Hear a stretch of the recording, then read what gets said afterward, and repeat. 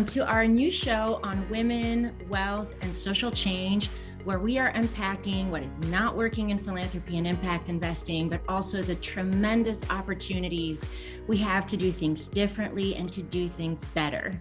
We have a very exciting guest with us today, Eva Yazhari. Welcome. Hi, Alix. It's so great to be with you today. Same here. Eva, you are the founder and CEO of Beyond Capital Ventures. You have, done tremendous work in the field of impact investing and venture capital. Beyond Capital Ventures is a women-led impact investment manager. And so we would just love to hear a little bit more about you and your journey and what Beyond Capital Ventures is all about. Absolutely. Well, my journey really starts with growing up in New York City with two parents who are artists.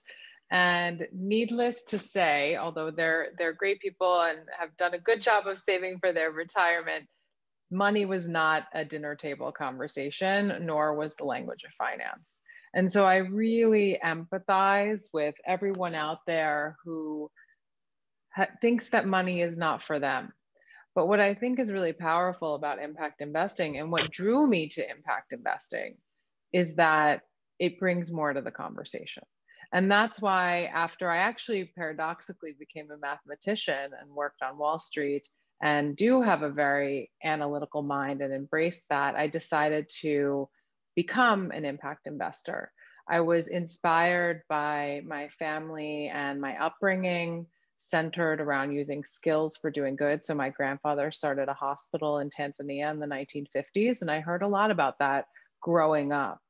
And I heard a lot about what it was like to move his entire family to Africa and what opportunity there was for him to contribute beyond himself. And taking this kind of upbringing, I decided to start Beyond Capital Ventures as our second fund only about a year and a half ago. And the reason for that was we'd seen in our first fund tremendous results of a portfolio of 14 investments, strong impact on 16 million people, including a disproportionate impact on women, so reaching about 11 million women. And knowing that every dollar we invest impacts 28 lives. And so when we thought about how we could take it to scale with a larger pool of capital, more money at the table for our seed and Series A stage deals, we were really excited.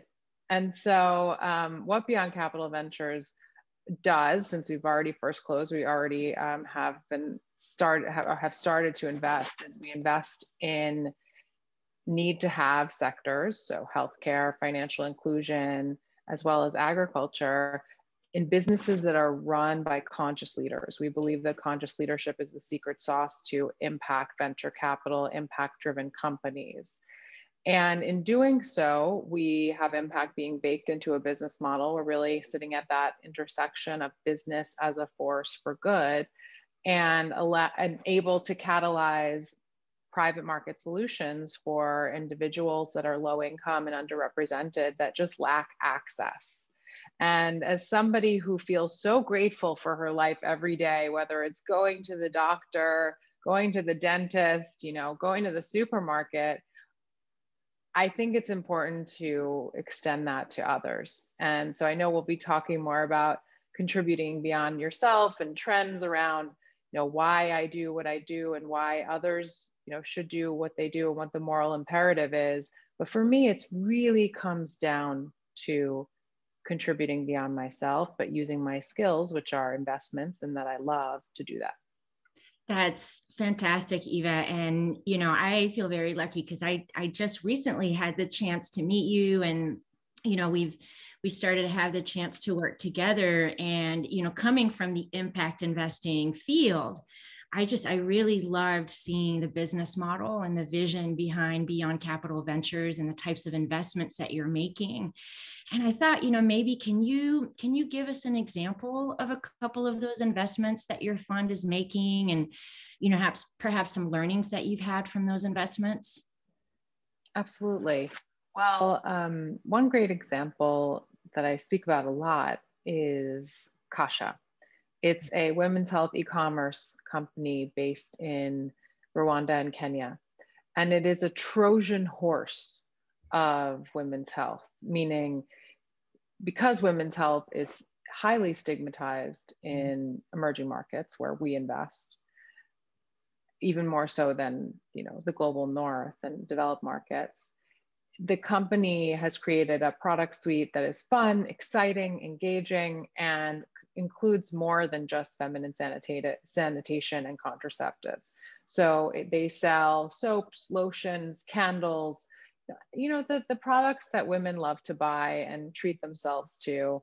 They have messaging around self-care, in addition to, you know, how to use specific contraceptives as well. And so it's a great model because it is helping to destigmatize women's health, and it allows for women to buy what they want and then also what they need on a monthly basis. And what they need on a monthly basis is proven in the data-driven aspect of this business, which is they're coming back for pads, for contraceptives, and for, you know, monthly kind of products around their own health, rather than, you know, their kind of their self-care needs.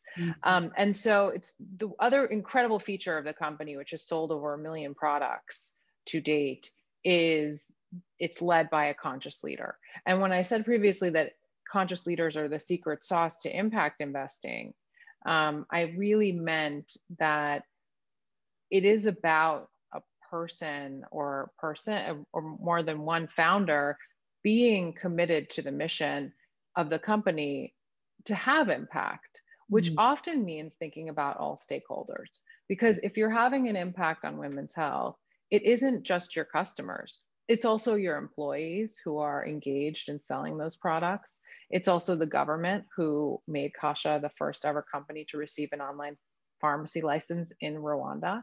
It's also even the environment. How do you deal with medical waste?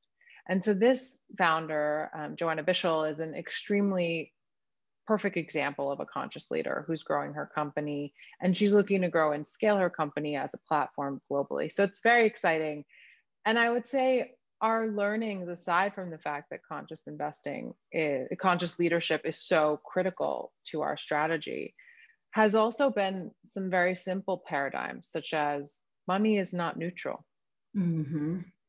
Tell us everything more about that. Yeah, well, everything we do has a positive or negative impact, whether it is an investment, whether it is a consumer choice, whether it is a use of our time or our, you know, status as an employee of a company, our voice, our social media. But that is kind of what impact investing has taught me. That everything you do, and if you're looking at it from a venture capital perspective, down to how you negotiate your agreements and how you treat the founders in your portfolio. We don't have transactional relationships with our portfolio companies. It's more work, but the results that we have in terms of risk management, in terms of transparency, in terms of, I think, long-term returns on the impact and the financial side are greater, because we understand that every little interaction we have with our businesses has an impact. So that is definitely one paradigm that I've found to be really important. And then just maybe to slip in one more, I don't think the impact investing space values this one enough. And I'm, as you know, I wrote a book and I have an online magazine where I try to push the envelope on this topic, but it's really that conscious investing is not asking more from your money. It's actually asking more from yourself.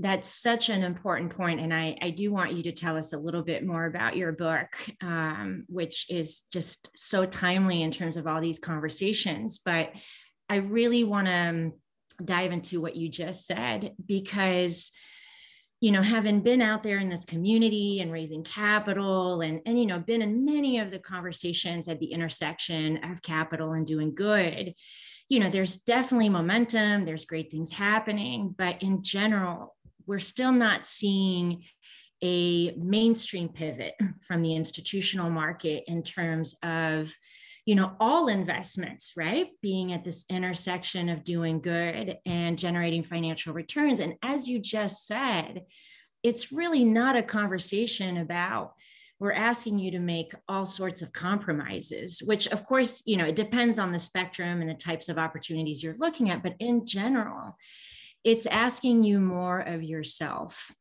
And I don't know if it's because different types of investors are scared to take that risk, or there just hasn't been enough of a force.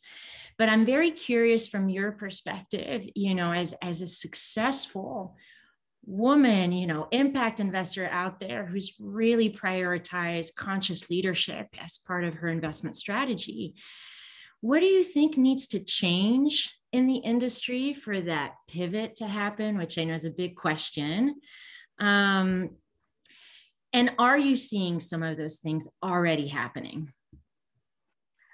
So I would like to tell you maybe a story about my own experience as an investor that really helped to inform my thinking around this question of what actually needs to change. Mm-hmm. Because as you know, I work at the intersection of kind of deep impact and emerging markets. And I always laughed at some of these frameworks, and when I would complete the forms and say, goodness, I'm just so lucky because my companies fit squarely into this framework. It is obvious what the impact is. But as you zoom out, as you rightly point out, especially with ESG investing, it's not so apparent what the impact actually is. And so here I was deep into impact, and it was around 2012, sat down with my financial advisor, happened to be in Switzerland. As you know, I've lived in Zurich and LA and Dallas and have another center of the universe in London. So I've got a lot of kind of places going on, but it happened to be in Switzerland. And I had Philip Morris in my portfolio. And I had been a deep impact investor through Beyond Capital's first fund for basically, 3 years at that point. And I asked my advisor to remove it. And he said, I'm sorry, we can't do that. This is a good investment for you. It meets your return profile, and there's no other alternative. And, I'm a New Yorker, so I was like, come on, there's got to be a way here.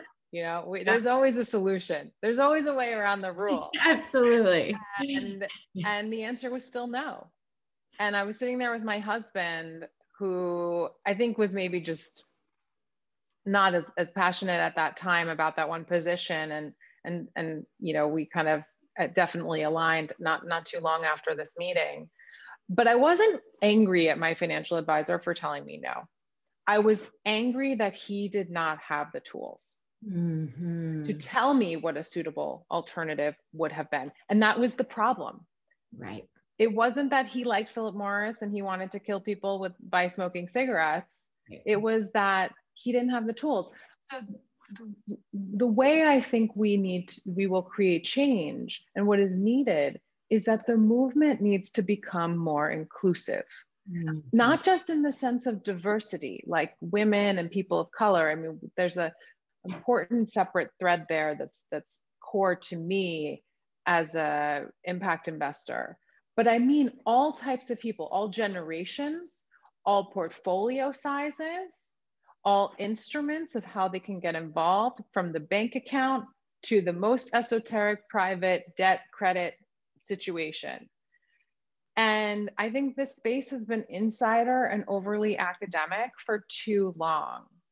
And this is one other reason that I wrote my book, because the education for millennials who are about to inherit $68 trillion to make the most authentic choices around their portfolios has not happened. And if that education doesn't happen in the next 5 years, large financial institutions will not evolve their ESG offerings because there won't be any demand. They won't develop the tools.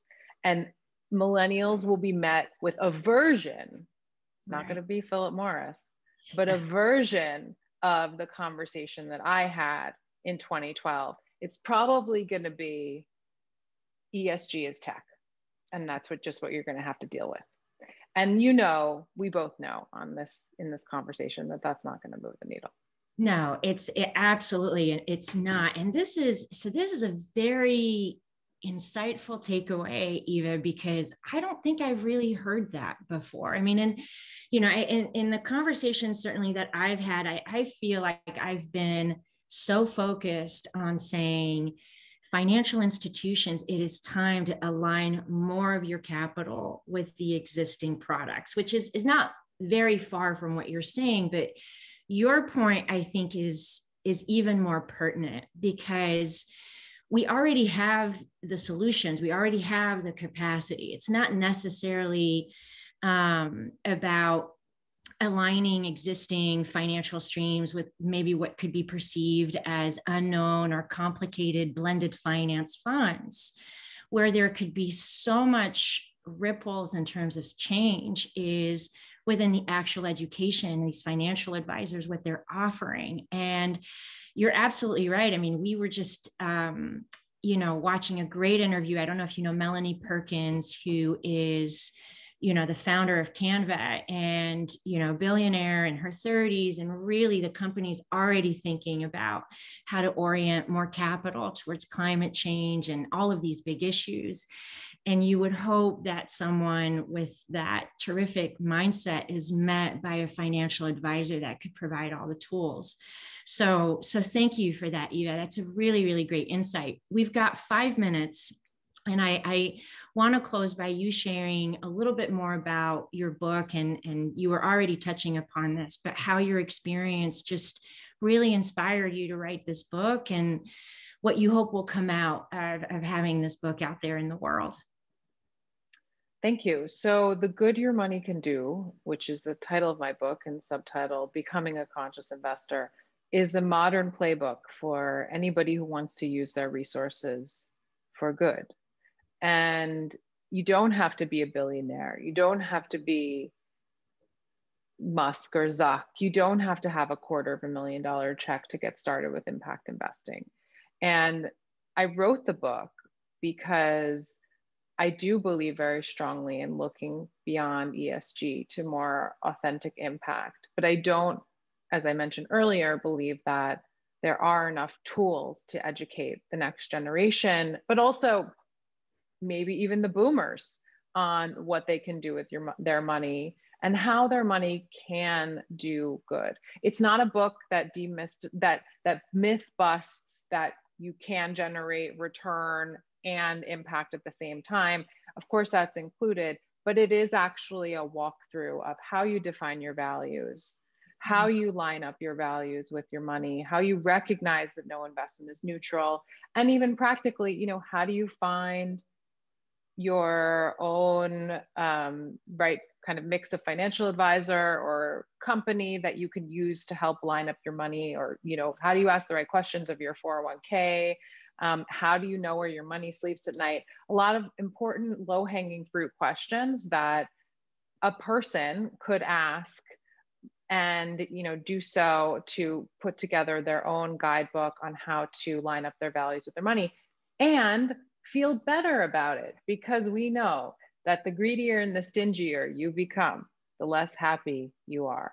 And so contributing beyond yourself not only opens up happiness, it opens up a conversation for women, for micro investors, for people who have been told that money is not for them, who have been living in a paradigm of a language that they can't understand because it's not understandable. Right. And the last thing I would just say about the book is I share stories of people who are also pushing the envelope, whether it's purpose-driven leadership. I share some of the anecdotes from my podcast and the interviews that we've had with leaders who have been running sustainable companies that are through and through ethical sourcing and understanding sustainable agriculture for decades. I also profile a person that we both love, Dan Price, Yes, whom I had on my podcast. Yes, who dropped his own salary to provide a living wage to every one of his employees, and share him as an example of a conscious leader, and share him as an example as somebody who truly is walking the talk, because it doesn't have to be just your portfolio. It can be so many other choices. And that's really what the essence of the book is. That's amazing. And, it's so, I love what you're sharing because, in so much of the media and things that we're reading and in this very turbulent time, there's so much content, there's so much information, there's so many conversations, as it pertains to really seeing system-wide change. I sometimes feel like the only way that it's going to happen is if more and more people walk the talk, and then inherently more start to follow. And you're absolutely right. I mean, Dan Price is definitely an example of that. Whenever I'm frustrated with the news, I love going on his Instagram account and reading what he says, because I'm like, yep, what he just said is exactly right. And yeah. Eva, we could talk with you for like a whole other hour, but I know we're running up for time. But one of the things we didn't fully chat about is that a big part of your effort is really also about reforming venture capital. Yes. We know that not enough venture capital is going to women-led firms. There's all the data out there that is, being shared widely, but there's also slowly some changes happening. And something that I have seen is that there's not a lot of that change happening in terms of women from emerging markets, or at least funds that are focusing on efforts outside of the US. So maybe in the 2 minutes remaining, you can share a little bit about, within your own investment strategy, what are some of the things that you are doing within your own business model to try to reform a little bit venture capital? Absolutely. Well, I take heed from leaders like Dan, leaders like Tariq Fancy, who also wrote a piece in USA Today calling ESG window dressing. And they've inspired me to really think differently about how maybe impact investing is not enough. Mm-hmm. Maybe there needs to be a structure in place to actually reform the system. And I tell you that I always find it funny that when I left Wall Street, I found the venture industry uncomfortable in how it behaved.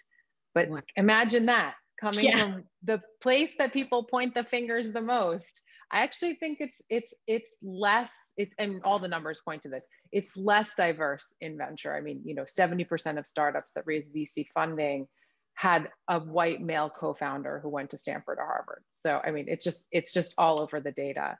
But okay, so getting back to how we will reform, since we are investing in majority local indigenous founders in Africa and India in our portfolio, we decided to give a profit share in our fund to every founder in the portfolio so that they become owners in our work too. They become a part of a community that is connected via ownership. And we put in place a gender bonus. So if they have women on their executive management team or their senior management team or and the highest level of their middle management team, we will give them 100% bonus of that profit share. Because that was the area where we saw the greatest challenges was hiring women. Companies wanted to hire women, but it was hard for them. So we had to give them a carrot in order to do it.